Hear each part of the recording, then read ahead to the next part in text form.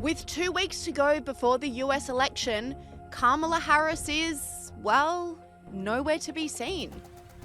After criticising Donald Trump for appearing exhausted, the supposedly young and sprightly Kamala Harris is in fact the one who's taken the entire day off campaigning to prepare for a pre-recorded NBC interview.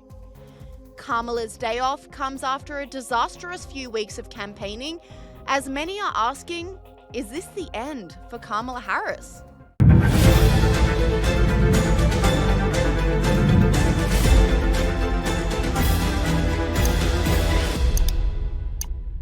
Kamala Harris is MIA. The Democratic nominee has taken the day off campaigning, sending Barack Obama and Tim Walz out to take her place. Harris reportedly cleared her schedule so she could prepare for a pre-recorded NBC interview. Kamala Harris, she's taking the day off. She's going to spend all day just to prepare for an NBC interview, which will be taped. Of course, this would be like, you're a football coach, this would be like 2 weeks before the national championship if you decide not to practice. Does this make sense to you? Well, I think they're just trying to keep her off camera, to be honest with you. She's been a disaster. Her poll numbers keep going down. Donald Trump is the Energizer Bunny. I mean, he does not quit. I mean, he keeps going and going and going. Conservative commentator Charlie Kirk slammed the VP for this bizarre move, saying, "I love this. Kamala Harris, she's taken the entire day off. She's going to spend all day just to prepare for an NBC interview, which will be taped." The move comes as a shock, as it was Kamala Harris who pushed the narrative that Donald Trump was too exhausted to campaign. Trump clapped back at Harris when he found out the news, calling her lazy as hell. I was going to hit her really hard on the trail today, but now I don't have to because she's off. She's off. No, I can't get over it.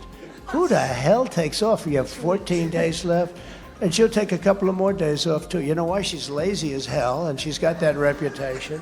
She's a radical left lunatic. She's further left than Bernie Sanders or Pocahontas. Now, Pocahontas, because I think, is Pocahontas further left than Bernie? Just about, right? It's close. It's close. Who the hell cares, right? Rick says, I don't know. But they're out there. But she's furthest left. We can't have a person. She's a Marxist. President Trump just roasted Kamala Harris for taking the day off. The crowd is loving it. Another commentator agrees, simply saying, Donald Trump is so exhausted that Kamala Harris is taking the day off. Kamala Harris's hypocrisy is even more evident, as her absence comes just days after her camp released a campaign ad specifically targeting Donald Trump's apparent exhaustion. A Trump advisor told producers that Trump was exhausted and refusing interviews. He would be the oldest president ever inaugurated if he wins in November. He will not agree to a second presidential debate. The former president was swaying and asked to play songs for about 40 minutes. Donald Trump's public appearances have deteriorated. The stomach is speaking. Many Azerasians, just like putting a million Rambos, good old Sylvester Stallone is my friend. There is no way that this man who can't make it through an entire speech, who keeps canceling things, is going to be the person that does 4 more years. Kamala Harris's day off is just one more bit of bad publicity she didn't need.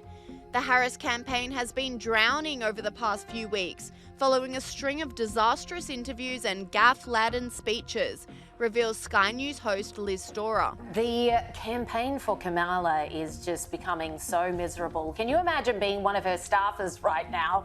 Here's former campaign manager for Obama back in the day, speaking to mainstream media, explaining what these guys are up against, the names they're being called, and how team spirit is at an all-time low on Team Kamala. So there's really difficult decisions being made in Wilmington right now about what you do with her time, what you do with the surrogate's time. You know, there's competing things. The press team wants her on these TV interviews. The fundraising team wants her to do one more big event in X city. The battleground states are saying we've got to have her 3 more times in Michigan.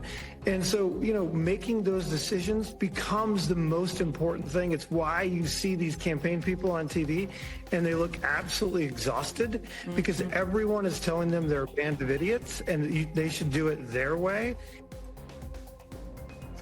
She's also notoriously hard to work for. When she took the VP office back in 2021, since then, the people that she hired, 92% of them have left. It's an unprecedentedly high turnover rate in the VP's office, Joe. This is just embarrassing. And now we're hearing about how beleaguered they are. There's always been claims of bullying and how it's such a toxic workplace as these staffers have been leaving her office. Yeah.